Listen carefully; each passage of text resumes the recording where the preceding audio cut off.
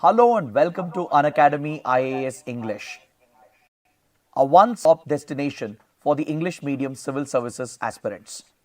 A very good morning and welcome to the daily Hindu news analysis. So let's begin the discussion by first looking at the topics that we are going to discuss. From the Delhi edition of the Hindu, I have chosen 10 important articles. Today's newspaper has a lot of information which can be important both for prelims and mains. We have 4 articles that require a detailed comprehensive analysis and around 6 small articles that are important only for the prelims exam. So let's discuss all these topics as comprehensively as possible so that you don't have to go back and read the newspaper again. If you guys are liking our initiatives and benefiting from them, do support us with your likes. Don't forget to comment below and do subscribe to our channel. So let's start with the first topic for today. On the front page of the Delhi edition, we have an article related to the topic of air pollution in the Delhi NCR region. As you all know, we are approaching the winter months, and winter in North India essentially means severe air pollution, especially in and around the Delhi NCR region. During every winter, especially from November onwards all the way till January, during these 3 months, the air quality index in the national capital and the areas around it, covering the neighboring states of Punjab, Haryana and even Uttar Pradesh. Across this region, the air quality deteriorates severely to alarming levels, to catastrophic levels. So this has become a persistent problem that the Delhi NCR region has been dealing with. So to manage the air quality in the Delhi NCR region, there is a statutory body which has been set up called the CAQM, the Commission for Air Quality Management. This is a statutory body set up in 2021 through a law passed by the Parliament to manage the air quality around the Delhi NCR region and tackle the menace of air pollution. So yesterday, the Supreme Court of India has questioned the CAQM regarding what it is doing to tackle the air pollution menace in the Delhi NCR region. The Supreme Court has been highly critical of the way in which this commission has been functioning. The Supreme Court has asked as to what directions have been issued, what restrictions have been placed to curb the sources of air pollution. In fact, in a very hilarious remark, one of the Supreme Court judges has said that directions given by CAQM is just in the air, just like pollution is in the air. So this is a scathing remark against the functioning of this statutory body, which is responsible for combating air pollution and for improving air quality in the Delhi NCR region. So we need to understand the powers and the composition of CAQM, which can be very important for your prelims.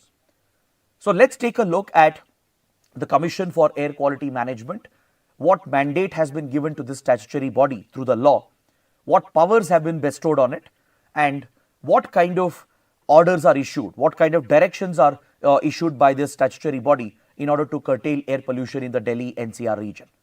We should also know the composition of this commission as well. Then after that, we have a related editorial in today's newspaper. This editorial is asking for central government to work with the concerned states to combat the problem of air pollution.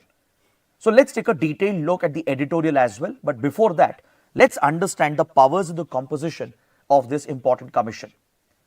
As I mentioned, it is a statutory body as it was established through a parliamentary statute that was enacted by the Parliament in 2021.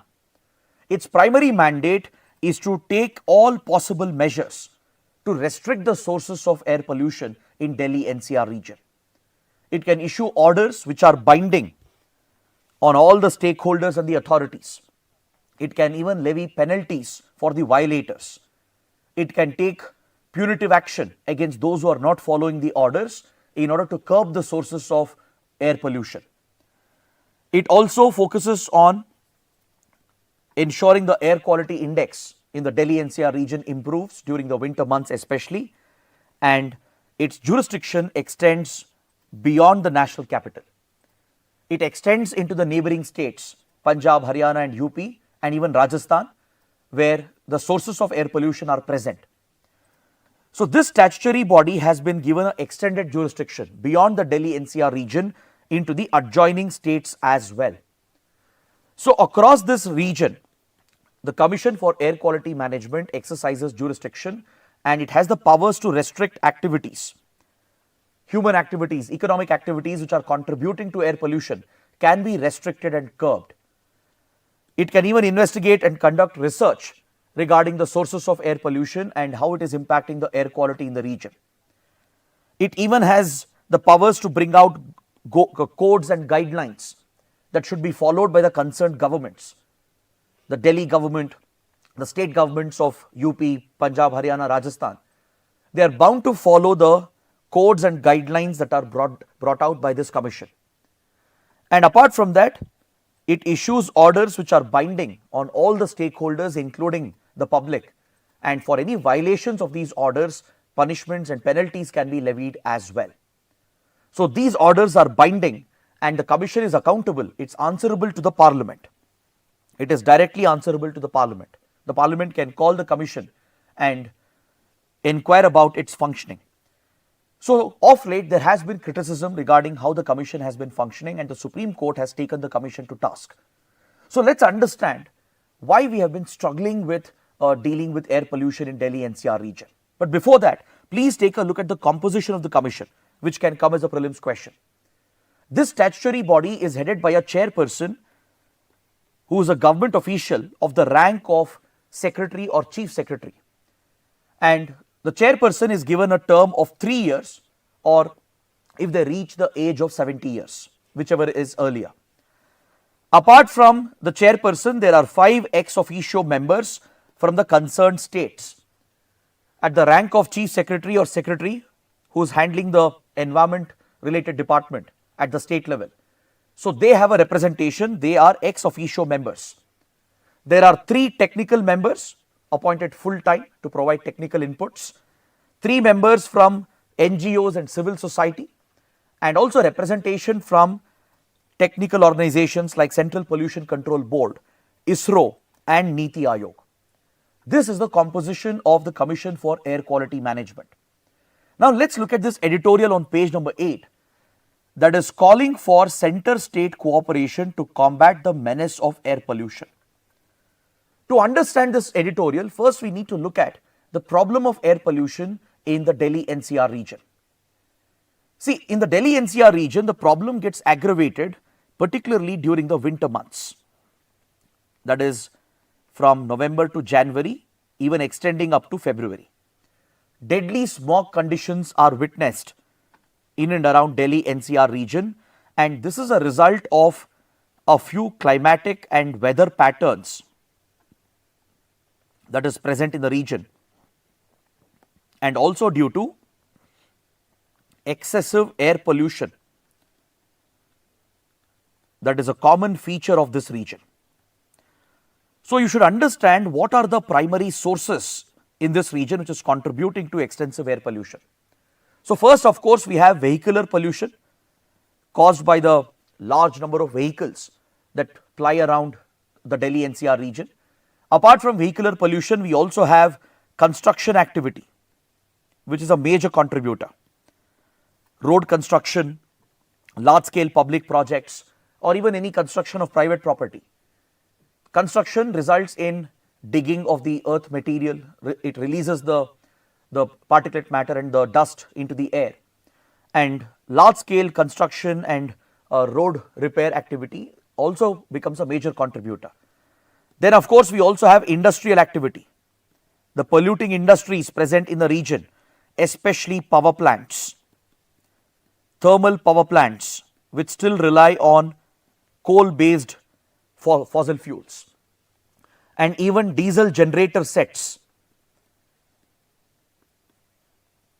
Across the region, whenever there is a power outage, backup systems would be used by private enterprises and even by government organizations. So diesel generator sets are run widely in the region, which also contributes to severe pollution. But apart from this, one of the biggest contributors for air pollution in the region happens to be the practice of stubble burning. stubble burning has been a menace that has affected the Delhi NCR region. See, during the winter season, in these agrarian states like Punjab and Haryana, for example, even in UP, the crops would have been just harvested right before the winter season and farmers would be preparing for the next cropping season. So during this transition phase, after the harvest, the stubble of the plant is left behind in the field. Essentially, the residue, what we call as the crop residue, is left behind. Now, the time that the farmers get to prepare the land for the next cropping season is very less. As they transition from one cropping season to another after the harvest, they get very few days to clear the stubble, to clear the crop residue and prepare the land for the next cropping cycle. So, due to the shortage of time and also given how intensive it is to clear the stubble, either you have to employ manual labor, pay them wages and salaries, right, which increases the input cost for the farmers, or they have to procure machinery, agriculture machinery that helps in crop residue management, which is also going to be expensive. So, farmers who don't like to spend the money, who don't have the time as well, they end up setting fire to these agricultural fields in order to burn the stubble, which is seen as an easier way of clearing the stubble from the farmlands. So, this widespread practice, which is seen across Punjab, Haryana, parts of Rajasthan and UP, releases tremendous amounts of particulate matter into the air, and the wind pattern is such that it carries the particulate matter towards the Delhi NCR region.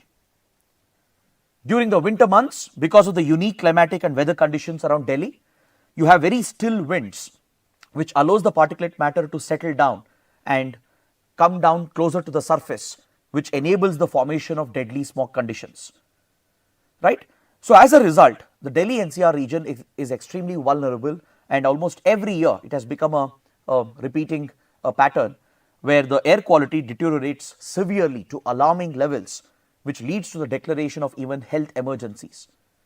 Stepping out in such condition and having a long exposure to such deadly quality air is as good as smoking an entire pack of cigarettes.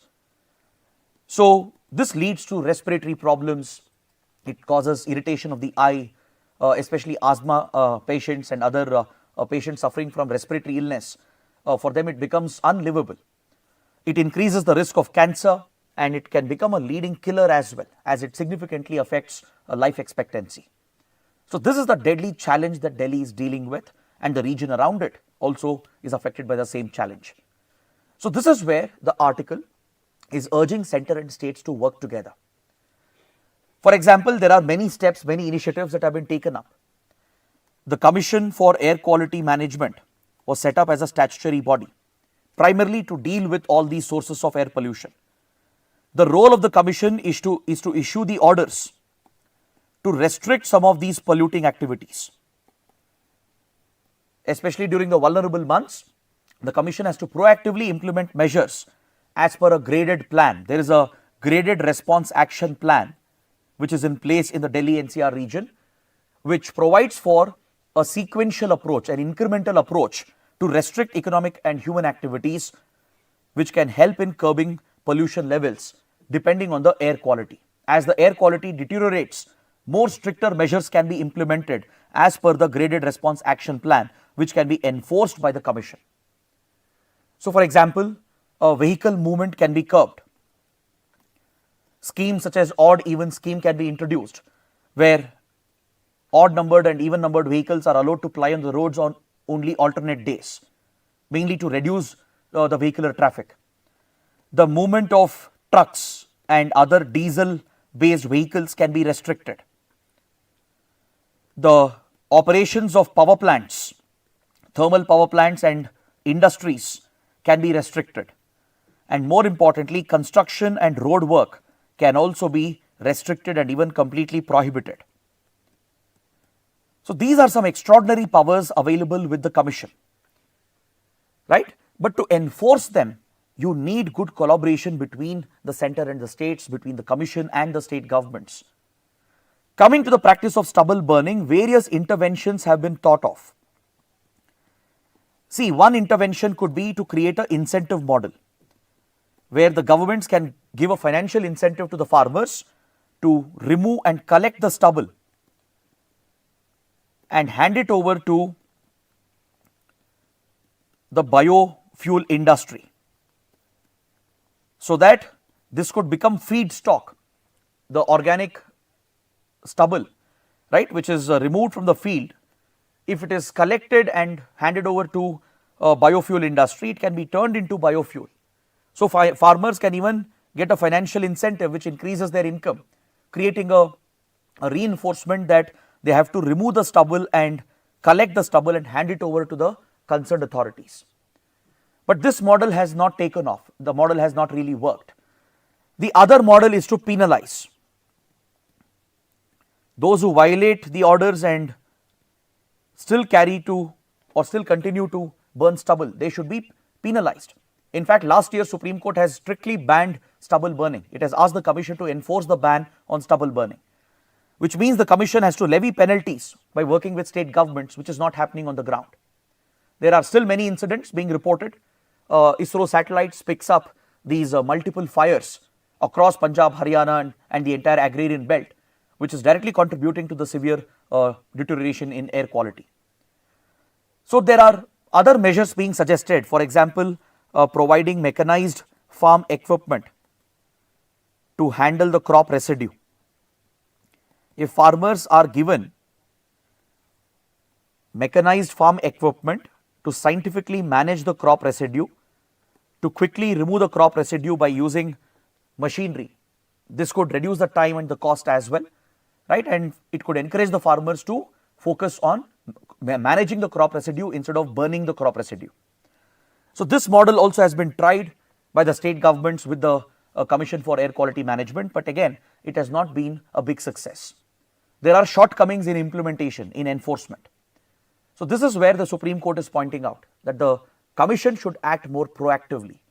The editorial is urging the centre and states to work together. See, there is another option as well.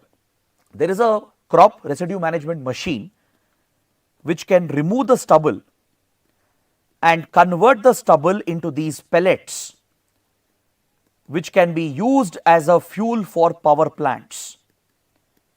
We call this co-firing of power plants. These power plants are called co-fired power plants, where apart from coal, which is the primary fuel which is powering the thermal plant, apart from coal, if another source is added, right? So such plants are called co-fired power plants. So the stubble can be converted into pellets, which can be burnt in the power plants with coal to generate electricity. Essentially, you are making use of the carbon present in the stubble and utilizing the heat generated by burning the carbon to convert that into electricity. So this is another model which is being experimented with, to channel the stubble towards power plants by converting them into pellets. But again, this is a logistical nightmare. Governments have to figure out a way to provide the equipment to the farmers, ensure all the farmers convert the stubble into pellets and collect the pellets, then transport the pellets to the power plants. So at the ground level, this is a very intensive exercise, and this is where governments are failing. Even when it comes to imposing penalties on the violators, even when it comes to incentivizing the farmers to push the stubble towards biofuel manufacturing, or even when it comes to renting out mechanized farm equipment to manage the crop residue, to scientifically remove and manage the crop residue, state governments and the centre are not able to implement this on the ground, just because of the challenges present at the ground level, right? Because any of these measures will require a lot of ground effort. It is very resource intensive. It is a logistical nightmare. This is where governments are failing, and that is why the editorial is urging the centre and the states to keep aside their differences. Because every winter we have seen that air quality drops, right? It leads to a health emergency and governments keep blaming each other. Centre will blame the states, states will blame the centre. So editorial is asking the governments to stop the blame game, to take responsibility and act together, work together to tackle the menace of air pollution in Delhi NCR region. So this is what we learn from these two important articles. Now take up a practice question based on what we have discussed. The center and states need to fight air pollution together. Discuss with focus on air quality of Delhi NCR region. So using the points that I have discussed and the order that I followed, try to write an answer for this question and see if you can post the answer in the comment section.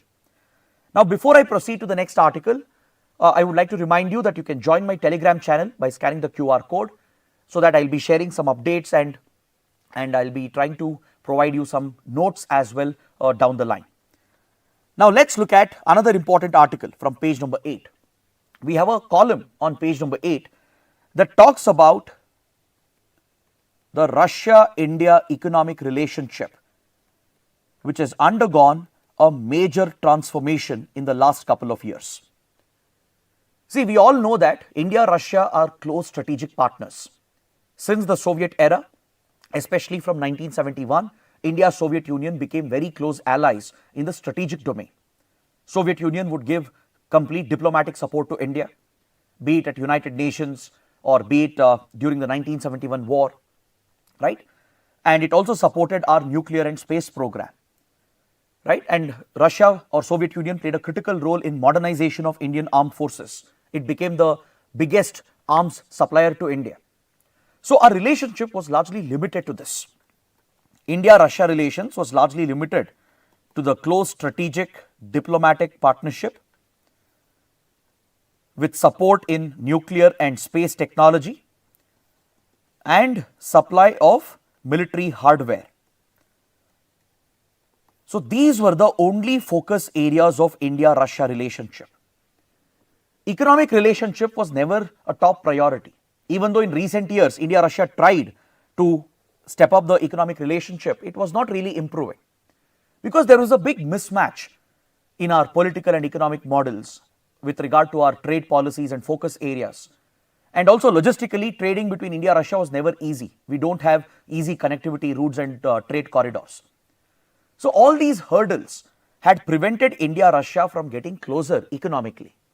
Even though we were very close in the strategic domain, close defense relations, close ties in nuclear and space sector, the biggest supplier of military hardware. Despite all this, our economic relations were completely below the potential. But this has seen a change, a big change since 2022. The last 2 years has been phenomenal for India-Russia trade relationship. Prior to 2022, our trade with Russia was almost minimal, hardly few $1 billion. India would largely procure fertilizers, oil and gas, and even sunflower oil. That was the limited imports that India was making from Russia, and India's exports to Russia was almost minuscule. We barely had any exports towards Russia. But after the Ukraine war started, and after Russia came under Western sanctions, we have seen a dramatic shift in Russia's trade policy. Because see, prior to the Ukraine war, Russia was closely connected to the Western economy. In fact, Russia was closely enmeshed with the Western economy, particularly with European countries. European countries were the biggest buyers of Russian gas and Russian energy supplies. Russia had big investments in Western economies, including in the United States. So in many ways, Russia had a dependency on Western markets. Western countries also had a close tie with Russian exports. So this made Russia quite vulnerable to the impact of Western sanctions. Because if the Western countries decided to levy economic sanctions on Russia because of their geopolitical tensions, it had the potential to hurt the Russian economy, because Russia had almost developed a dependency on Western markets. That is why initially the Western sanctions imposed after the tensions began in 2014, right, and especially after the invasion in 2022, these sanctions had a deadly impact on the Russian economy. But this is where we saw Russia changing its pivot. It changed its economic pivot towards Asia. From focusing on European markets, Russia has shifted focus towards Asian markets, particularly India and China. See, China-Russia already had a massive trade relationship. Their bilateral trade volume is more than $250 billion. So Russia, China have always been very close economic partners. But India, Russia were never very close economic partners. As I said, our trade volume was very minimal, with some exports from Russia to India and very minimal export from India to Russia. But this has seen a complete change because the Ukraine war created an incentive for Russia to move away from the Western economies, especially European markets, and focus on other emerging markets like India. And this is mutually beneficial. India wanted to back Russia, stand with Russia by bypassing the Western sanctions, given our age-old relationship, right? The all-weather friendship that we have. It was natural for India to side with Russia. We never criticize the Russian invasion. We don't follow unilateral sanctions, right? India follows an independent foreign policy. We are autonomous in our foreign policy decision making. So we bypassed the Western sanctions as expected, and this became the perfect opportunity for India, Russia to focus on transforming their economic ties. Believe it or not, in the last 2 years, the trade volume has more than doubled. The trade relationship has jumped by several times, primarily driven by India's oil imports from Russia.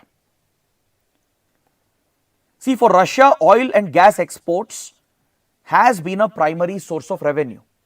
The sanctions hit the energy sector of Russia and the oil gas exports took a hit. So Russia started providing energy sources at a discounted price, which was a great opportunity for India, which is heavily dependent on imports for energy security. So India became the biggest buyer of Russian discounted oil. We saw a massive jump. There was a multi-fold jump.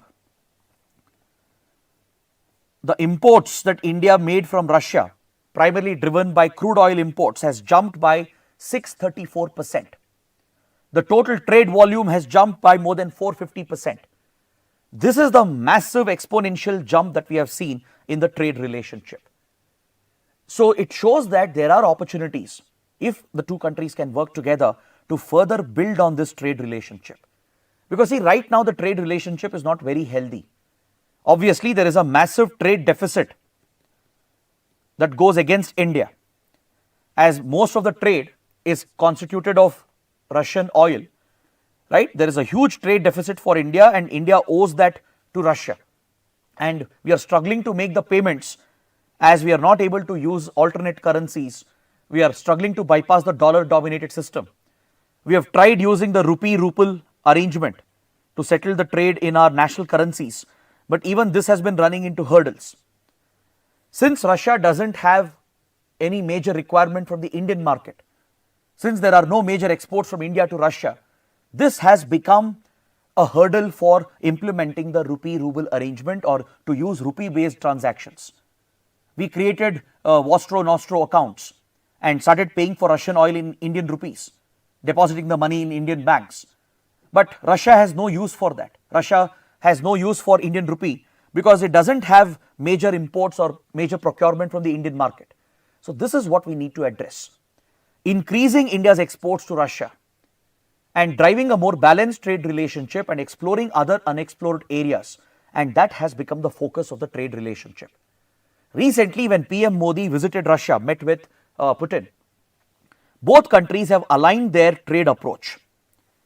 As I said, Russia has already pivoted towards Asia ever since the war began, and India remains a top focus, a top priority. It's only natural for all weather friends and strategic partners to build a close economic relationship as well. So India, Russia have declared a target. By the end of the decade, they want to take the bilateral trade volume to more than $100 billion.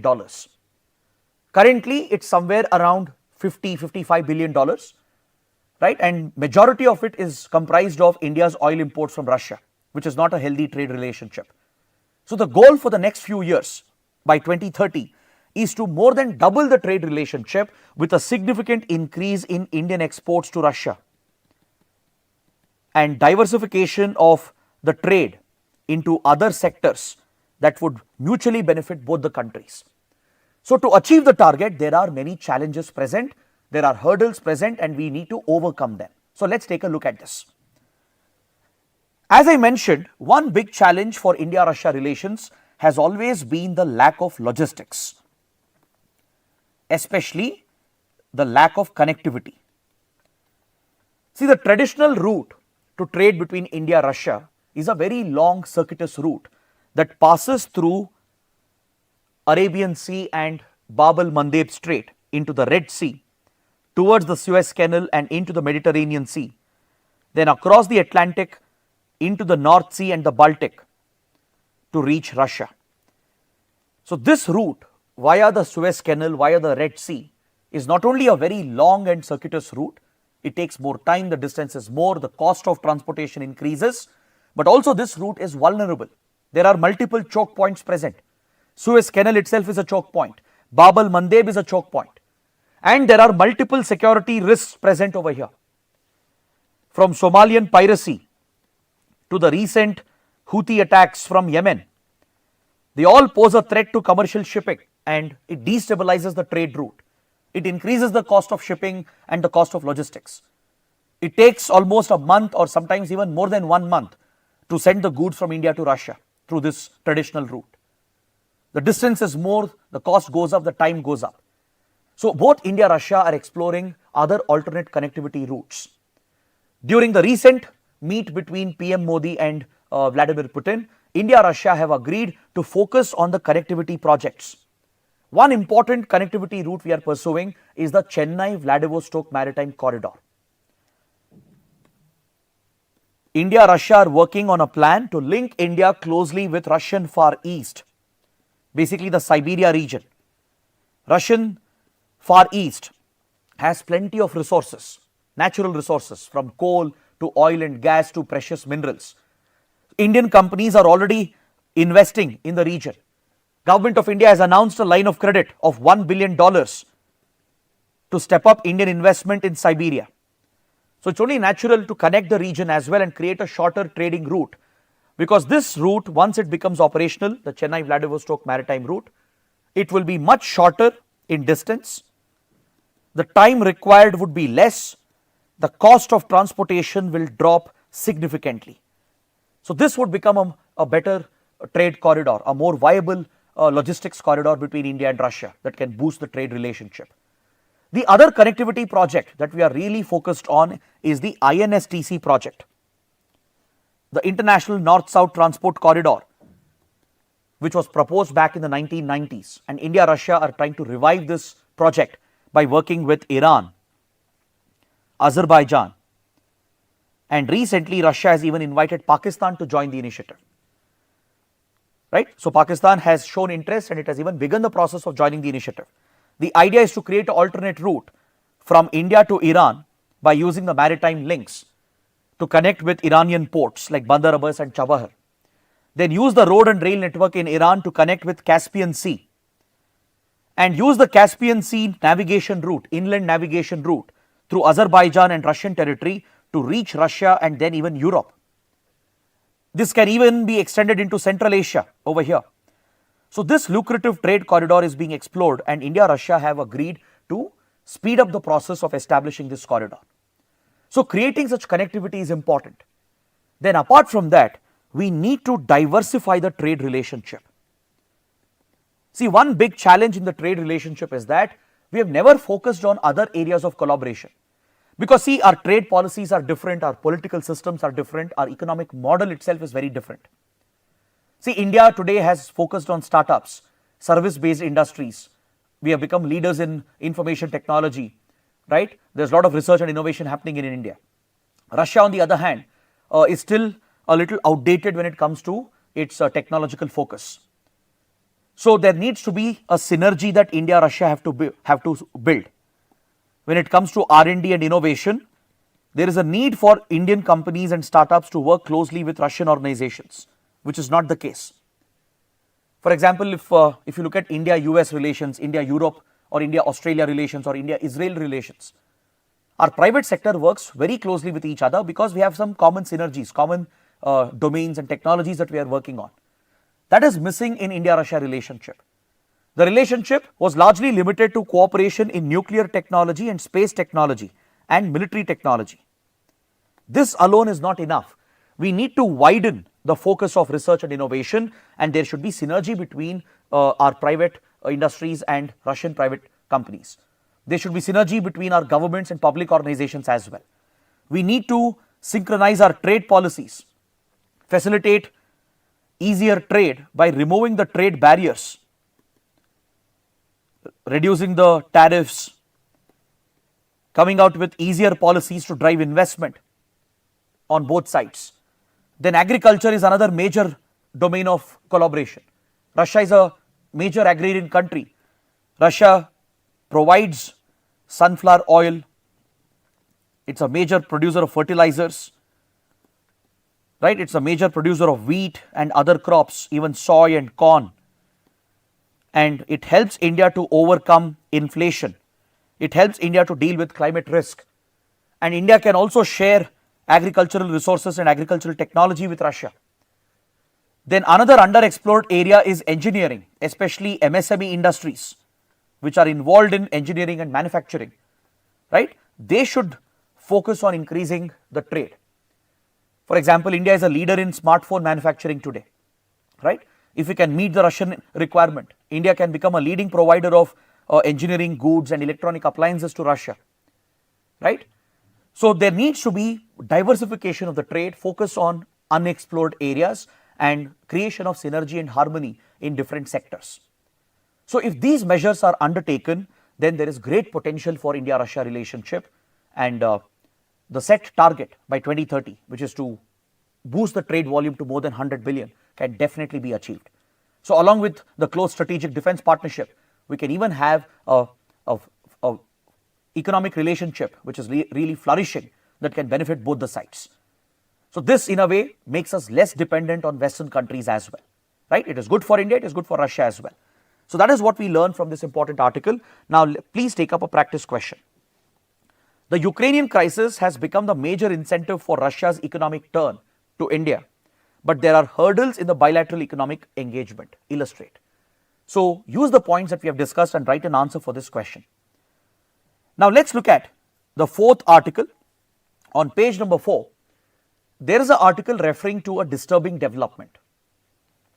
Poor workers from Jharkhand belonging to a tribal community, they have been exploited by middlemen as they sought job opportunities in foreign countries. This is a tragic story of around 26-27 people from Jharkhand, from a remote tribal village. They were driven to desperation because of extreme poverty, lack of employment, lack of income. They were promised lucrative jobs by the middlemen. They were promised a short-term employment contract in a foreign country.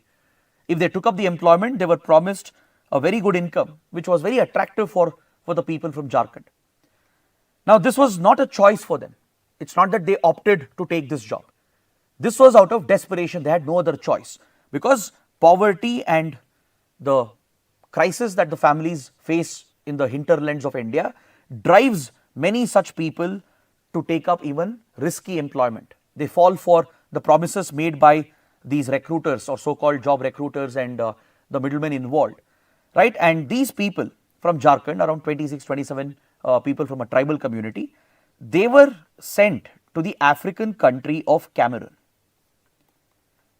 Cameroon is located in central West Africa, right? A very poor country, underdeveloped, backward. So they were hired by a contractor. The contractor was working for L&T, Larsen and Toubro, a private multinational corporation. L&T was executing a power project, a power related project in Cameroon, and it needed cheap labor. So by using middlemen and contractors, it was recruiting these people from India, right, who would work for lesser cost.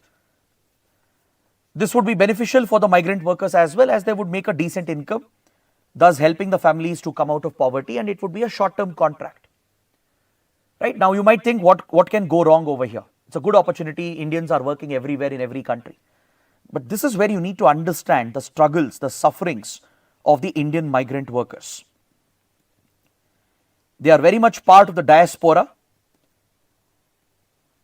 right? This is a very important topic under international relations. So anything that affects the safety, the well-being of the Indian community abroad is something that concerns the government of India, and it is relevant for our exams.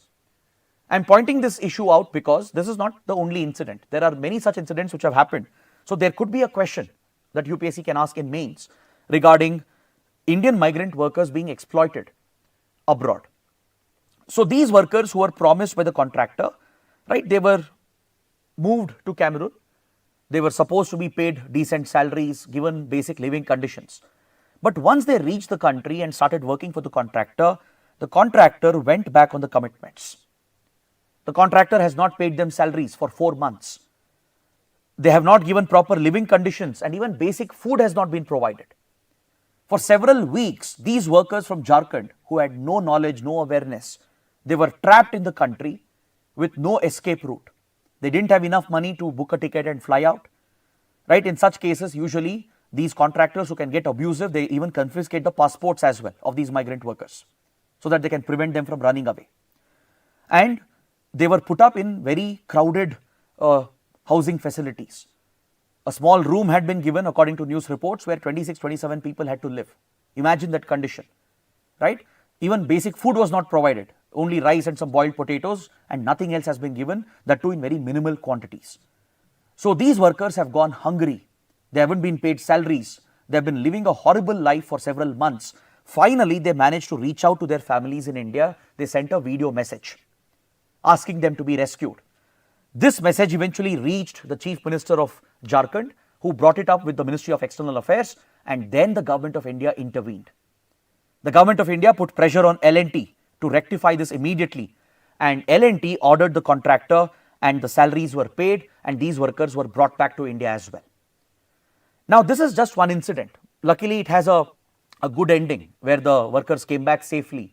Their salaries were paid as well, and compensation also has been announced for them. But many of the other migrant workers are not so lucky. I would like to remind you about similar incidents in Russia, in Cambodia, and also in West Asia, which has become common occurrence. See, Russian army was looking for manpower because of the war, the large scale losses it has suffered, and the declining fertility rates in Russia has affected the ability of Russian army to recruit. So Russian army started working with human traffickers and these fraudsters who would trick youth from other countries and recruit them falsely under a false pretext to fight for Russian army in Ukraine. Several Indian youth were misled by these so-called social media influencers who were working for the middlemen and the traffickers. They promised them lucrative jobs, took them to Russia, and eventually they were pushed to work for the Russian army. Few Indians have been killed as well as a result of this. So PM Modi brought up the issue with Putin, and Putin has promised to release all the Indians from the services of the Russian army and return them back to India. And some of them have been brought back as well. But there are still few Indians who are stuck in the battlefield in Ukraine. In Cambodia and across Southeast Asia, especially in Myanmar, Thailand, and even in Laos and Vietnam. Across this region, thousands of Indians, including educated Indians who are engineers, software professionals, they have been trapped by organized criminal cartels which are involved in committing cyber frauds and cyber crimes. This region has emerged as a hub of organized crime. We call it the Golden Triangle region. It's a hub of drug trafficking, arms trafficking, etc.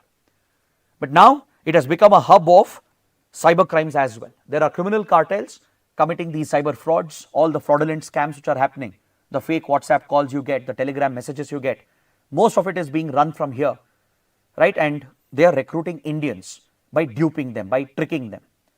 Human traffickers and middlemen promise jobs to Indian youth, right, who aspire for a foreign job, and once they land in Thailand or Vietnam, they are kidnapped, taken to Cambodia, Myanmar or Laos and forced to work in these cyber fraud centers, and thousands of Indians are stuck.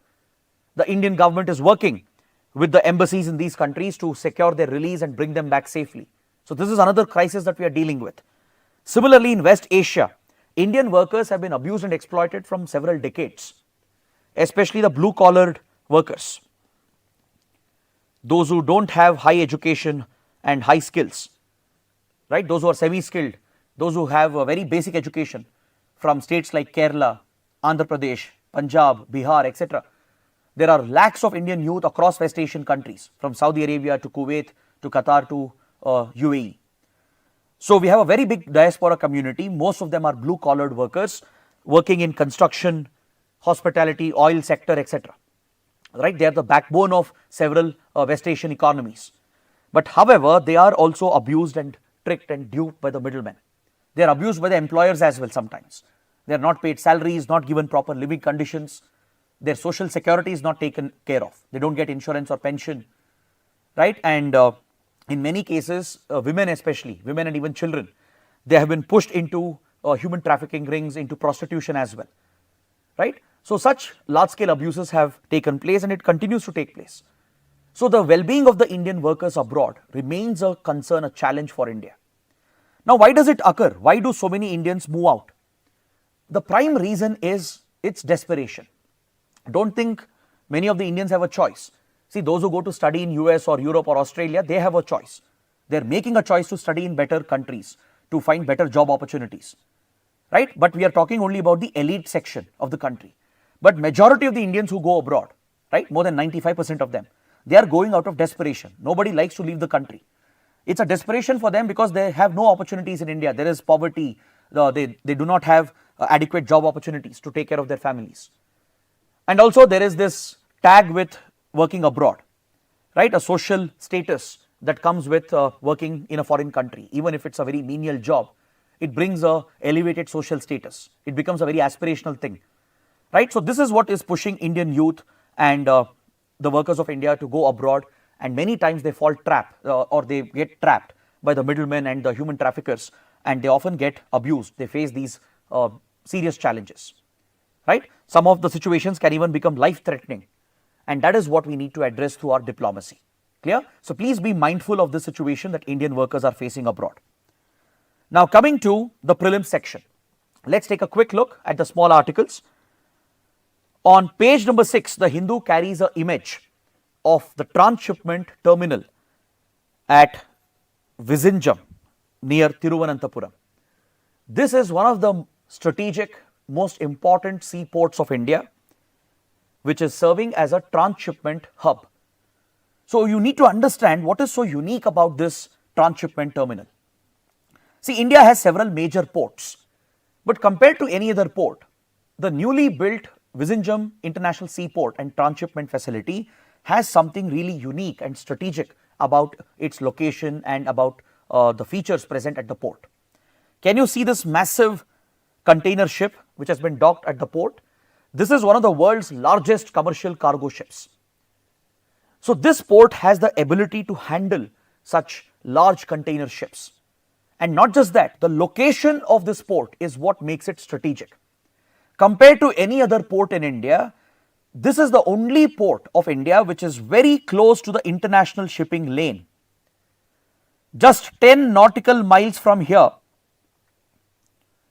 you have the world's busiest shipping route, one of the busiest international shipping route that connects Europe, West Asia and Africa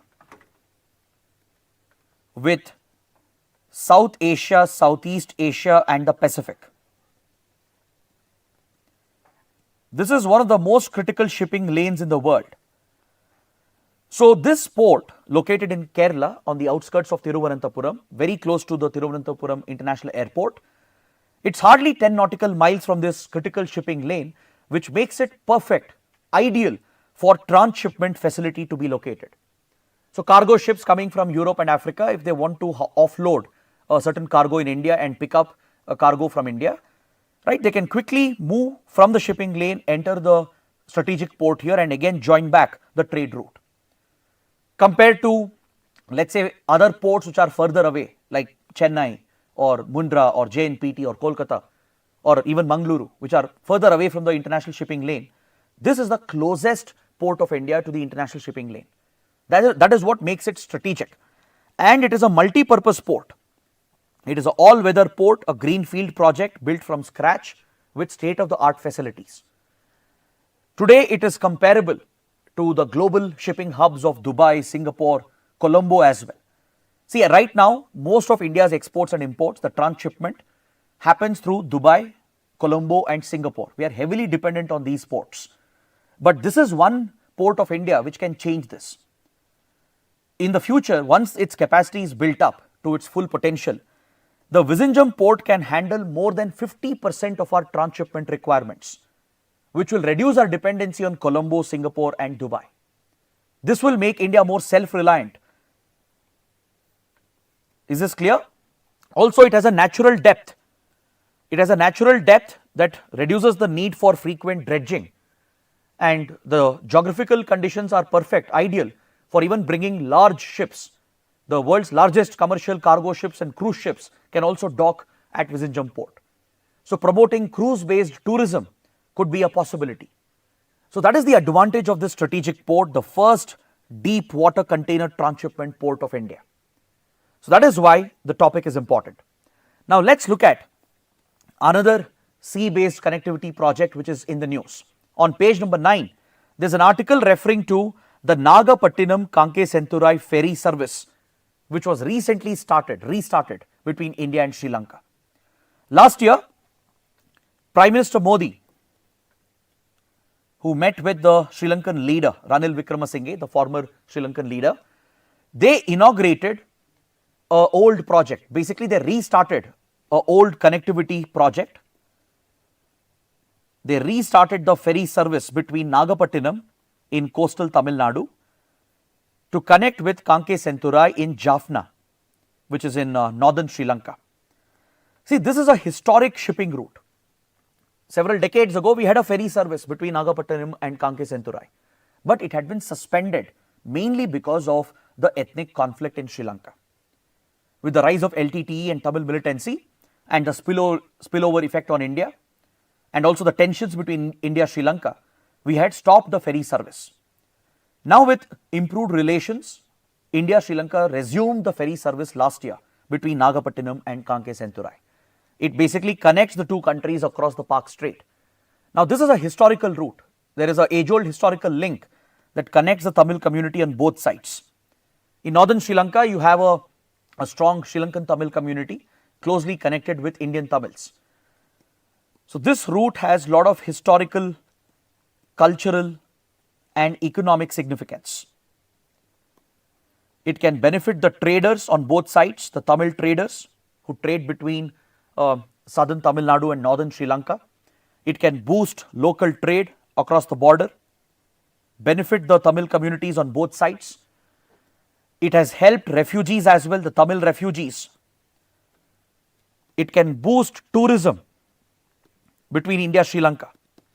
So, there is a lot of potential for this ferry service. But however, there are some concerns because after it was restarted, because of some challenges, the project was stopped. And it has been restarted again in August, just last month. So, if India Sri Lanka can overcome these hurdles, the Nagapattinam-Kankesanthurai ferry service can be a big boost for people-to-people relations.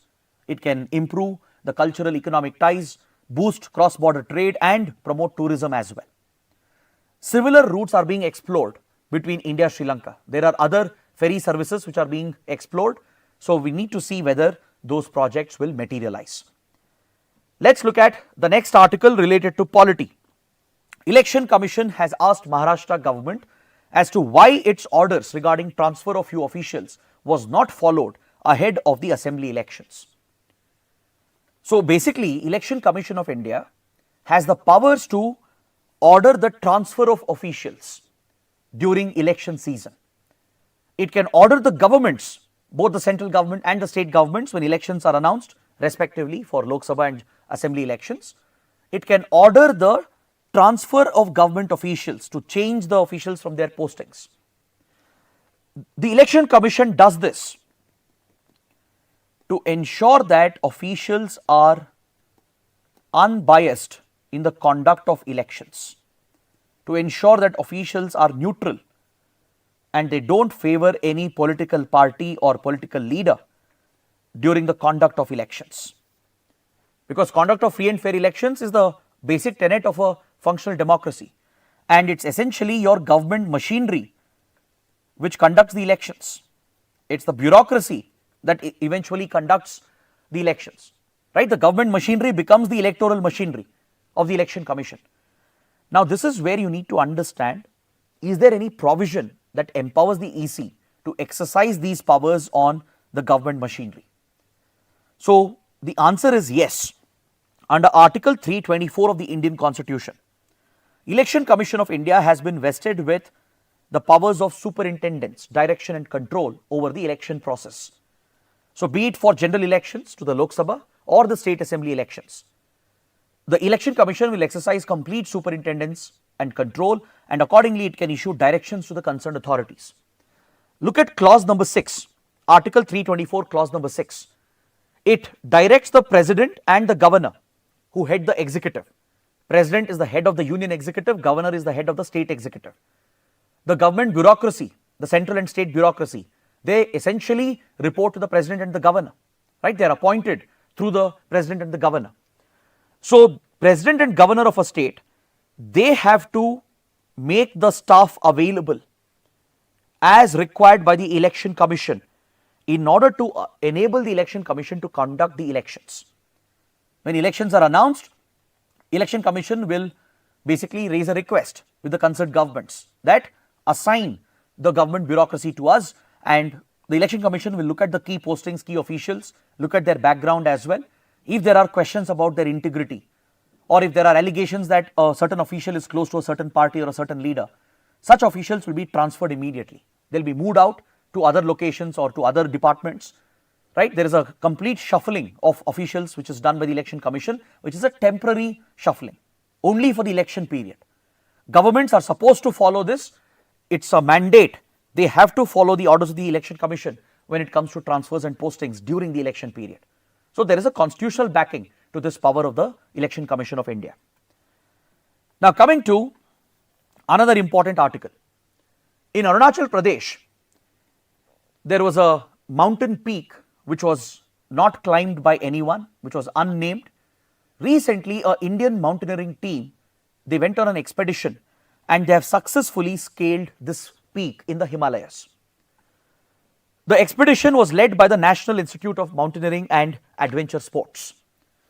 So, as the Indian team has scaled the peak, reached the summit as well, India will reserve the right to go ahead with the formal naming process, to assign a name to the peak, get it formally registered and even use this in official maps. So, India has named the peak as Tsangyang Gyatso Peak. Please write it down for prelims. There can be a map based question. It is named after the 6th Dalai Lama, a critical religious figure in Buddhism for the Monpa Buddhist community, which is found in Arunachal Pradesh. Is that clear? So, Monpa Buddhist community found in the region, they revere the 6th Dalai Lama known as Tsangyang Gyatso. So, this peak has been named after a Buddhist leader, has been named after a Buddhist monk, the 6th Dalai Lama. Now, this naming has obviously provoked China, because China doesn't recognize Arunachal Pradesh as Indian territory. China calls Arunachal Pradesh as South Tibet, and this is a breach of India's sovereignty.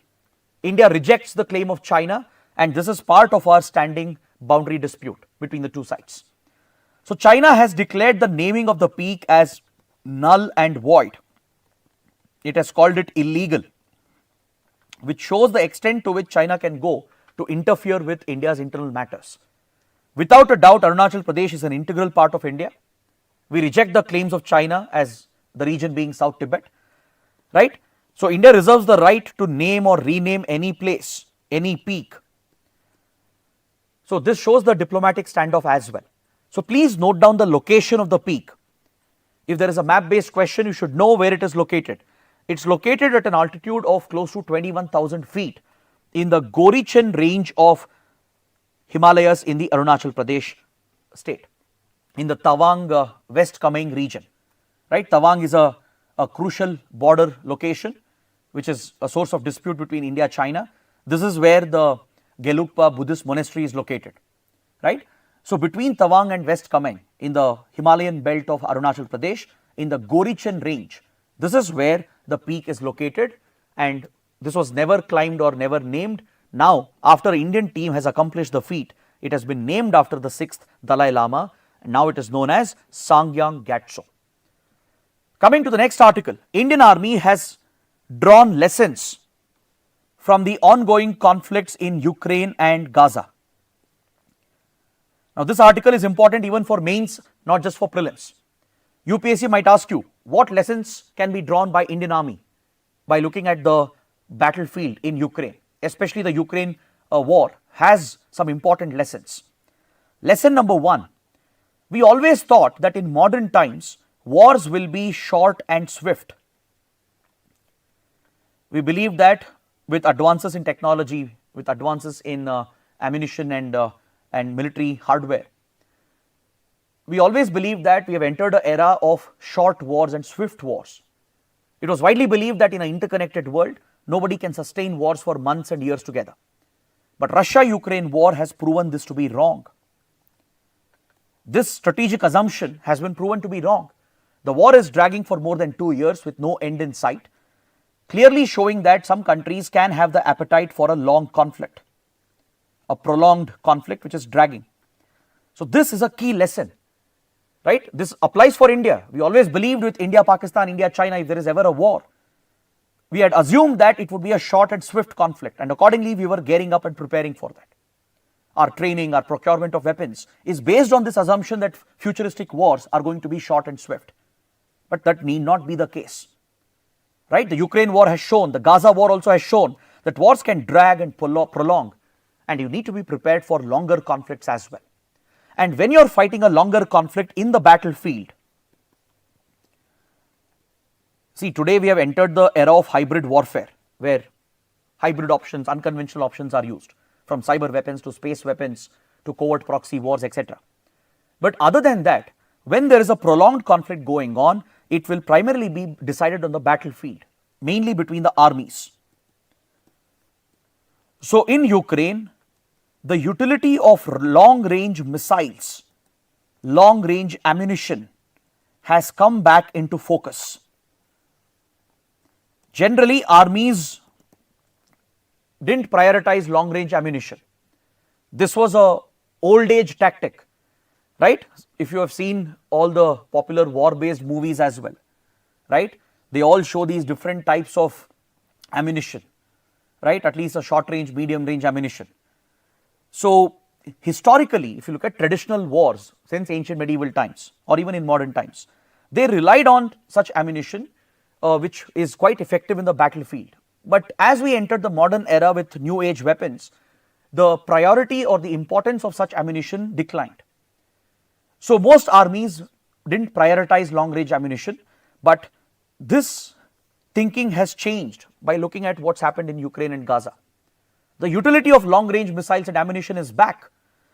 If Ukraine has been able to push back Russia and hold against Russia, primarily it is because of some of the extended range missiles and long range ammunition that Ukraine has received from the West. You might have heard of the HIMARS system, the high mobility artillery rocket system that United States has given to Ukraine, which has been critical in targeting the Russian troops which were advancing, to target the Russian tank regiments and the ground troops that were advancing. They were targeted with the HIMARS, which is a long range extended ammunition that allowed Ukraine to deny area access or create area denial access for Russian troops. So this has led to rethinking within the Indian defense establishment, and Indian Army is looking at the future. We are looking at extending the range of our ammunition and missiles as well. So this is where you need to understand some important points. Indian Army is looking to extend the range of Pinaka rockets. Pinaka, you can see here in the image, it's an indigenously developed multi-barrel rocket system. As of now, its range is quite limited, somewhere in the range of 40 kilometers. But we are looking to more than double the range to up to 75 kilometers and above. So it becomes a long-range ammunition. Then you would have heard about the Pralay tactical ballistic missile meant to be used in the battlefield. So Pralay tactical ballistic missile is under development. It's undergoing trials. So its range is being extended to up to 400 kilometers. Recently, Defence Acquisition Council has approved the proposal. Defence Acquisition Council headed by the Defence Minister. It's the highest decision-making body when it comes to defence procurement, apart from the Cabinet Committee on Security. So the range extension of Pralay has been approved. Pinaka's range is being extended, and also the range of the Nirbhay missile is being extended to 1000 kilometers. Nirbhay is a subsonic cruise missile, right? So its range is now being extended up to 1000 kilometers to ensure army has sufficient long range, extended range missiles and ammunition. We are also looking at area denial ammunition, specific artillery guns and shells which can be used to fire over long ranges, extended ranges that can effectively deny access to the enemy, especially enemy battle tanks, enemy troops who are infiltrating from the ground, right, through the territory. They can be denied area access. They can be basically pushed back, right, by firing such artilleries and ammunition. And India is trying to build modern area denial ammunition as well. These are some key lessons that Indian Army is incorporating by looking at the battlefield in Ukraine and even in Gaza. Coming to the last article for today before we close the session, Finland has decided the location of the NATO military base. Finland has chosen Mikkeli, which is a Finnish town located barely around 200 kilometers from the Russian border. I hope you know Finland and Russia are neighbors. Just 200 kilometers from the Russian border, this Finnish town has been selected, called Mikkeli, where a NATO military base is going to come up, meaning NATO troops will be stationed with NATO ammunition and weapons, including NATO air defense missiles, will be stored over here. Now, this is an important development because Finland recently joined NATO. See, earlier Finland always followed a policy of non-alignment. It had a policy of neutrality with regard to the rivalries between Russia or erstwhile Soviet Union and the Western countries. Even during Cold War era, this Nordic country had a stated policy of neutrality and non-alignment because it shared direct borders with Soviet Union and then Russia.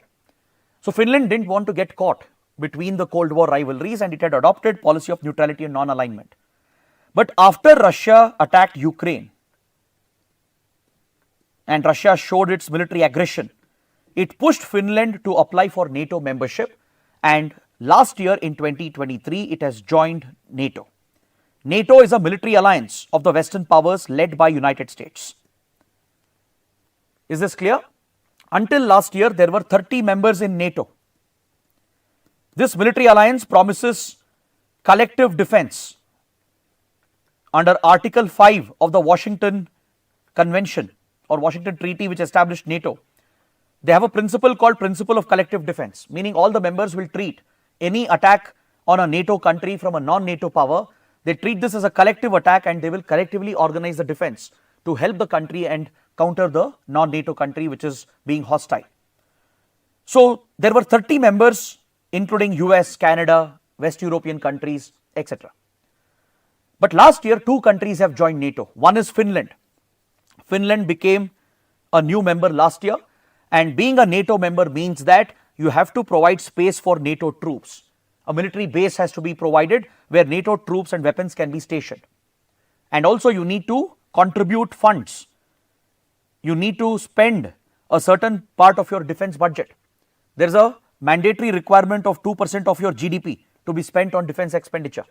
So these NATO members have to step up their military preparedness, contribute troops and funds to NATO as well.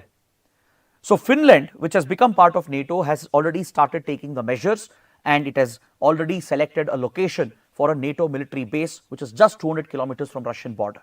So note down the location, Mikkeli. Now can you tell me which is the 32nd member of NATO? I told you last year 2 countries joined NATO. One is Finland. Which is the other country? Right now NATO has 32 member countries. So which is the other country that joined NATO last year? Please let me know in the comments. So with this, I would like to conclude the discussion for today.